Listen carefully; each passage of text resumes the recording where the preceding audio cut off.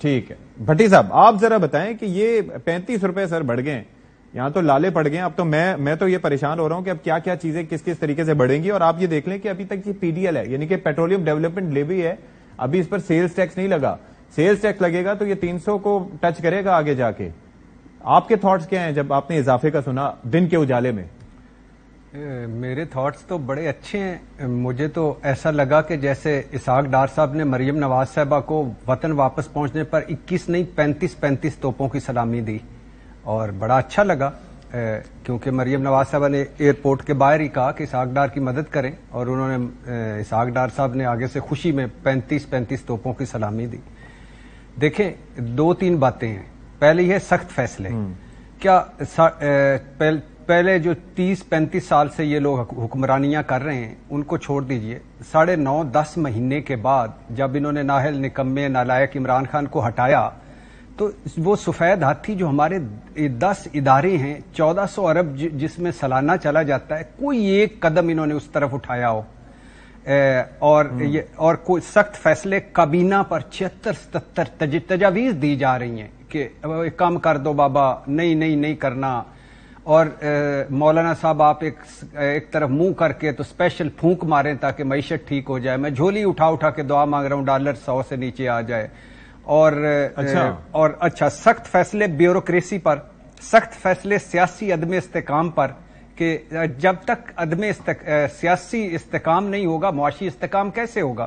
سخت فیصلے وفاق اور صوبوں کے جو این ایف سی ایوارڈ کا جو تباہ کن گیپ ہے اس پر سخت فیصلے. 5% طبقہ اشرافیہ پر 118 ارب کی سبسڈی تو دے دی نا شہباز شریف صاحب نے بڑے ایکسپورٹر امپورٹرز کو. اچھا پھر دوسری بات صرف ایک منٹ. پھر دوسری بات یہ ہے کہ میں ڈھونڈ رہا ہوں ان رحم دل لوگوں کو کہ وہ پتہ نہیں اب کہاں گئے.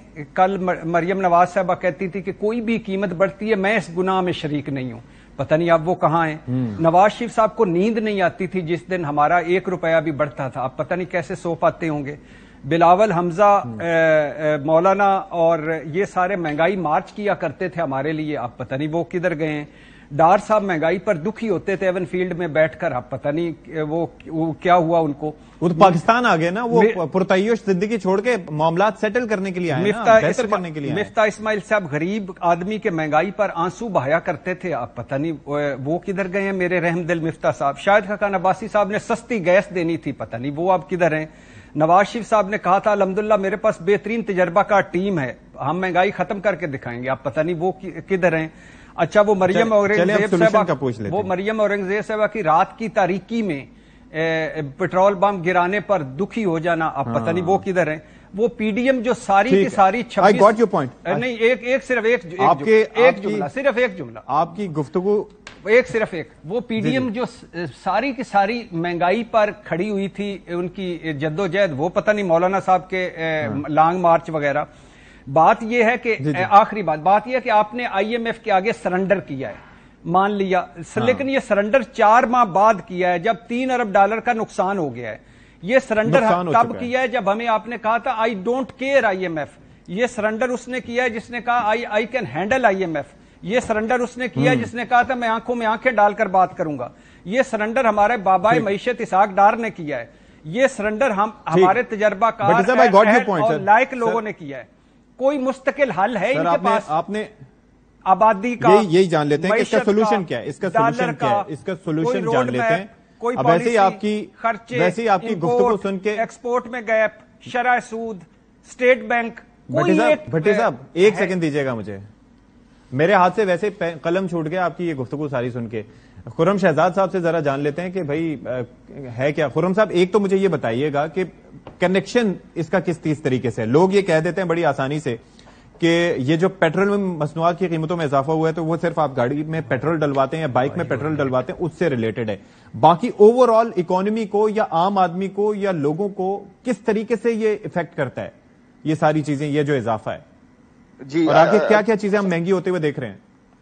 جی مجھے اگر تھوڑا سا وقت دیں آپ، میں آپ کو ایکسپلین کر دیتا ہوں پورا. دیکھیں جو پیٹرولیم پروڈکٹ پرائسز ہیں نا یہ بہت زیادہ سینسٹیو ہوتی ہیں آپ کی پوری اکانومی میں. مثال کے طور پہ اگر آپ کی پیٹرولیم پروڈکٹ پرائسز بڑھتی ہیں تو اس کا اثر آتا ہے ٹرانسپورٹ پہ. اور ٹرانسپورٹ دیکھیں ہر چیز کو کنیکٹ کرتی ہے, چاہے وہ کھانے پینے کی اشیاء جہاں پروڈیوس ہو رہی ہوں اور جہاں پہ یوز ہو رہی ہوں, ریٹیل جہاں بک رہی ہوں, یہ پوری جو چین ہے یہ ٹرانسپورٹ کے تھرو چلتی ہے, اور ٹرانسپورٹ کے اندر ڈیزل, پیٹرول اور یہ سب یوز ہوتا ہے.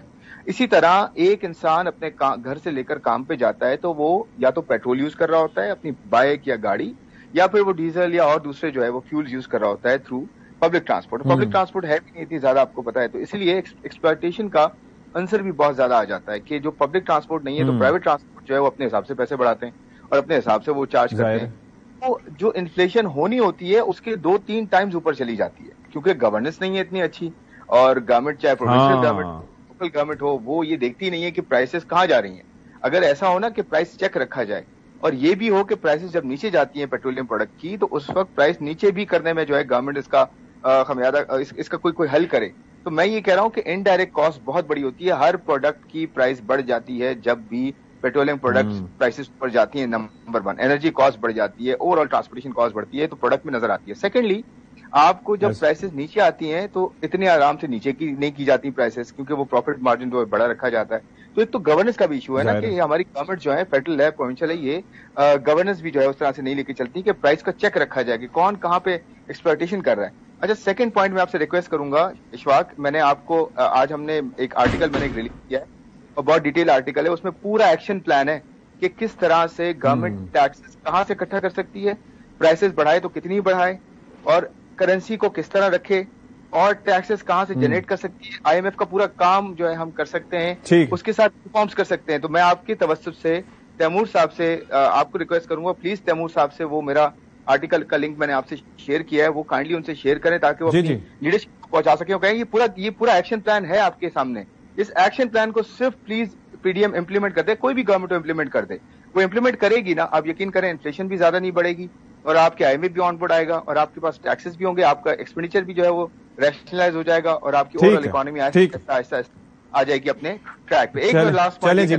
میں بالکل کہنا چاہوں گا کہ 1991 میں انڈیا نے جو کیا تھا, میں نے وہ پوری سٹوری اس میں ایکسپلین کی ہے کہ انڈیا کی بھی پولیٹیکل گورنمنٹ کولیشن گورنمنٹ تھی, نرسیما راؤ کی گورنمنٹ تھی اس وقت 1991 میں, انہوں نے جو ریفارم کیے تھے اس وقت یہی پرابلم تھے, باہر کے اور اندرونی یہی ایشوز تھے, یہی رسک تھے, انہوں نے کیا, ہم کیوں نہیں کر سکتے. لیکن سارٹ کرنا ضروری ہے, اور آئی ایم شیور کہ اس پہ بھی عمل کریں گے. کچھ تھوڑا فارورڈ کر دوں گا ان کو, اور ظاہر ہے تیمور تالپور صاحب تو ہمارے ساتھ موجود ہیں. خرم شہزاد صاحب کا ہم شکریہ ادا کریں گے.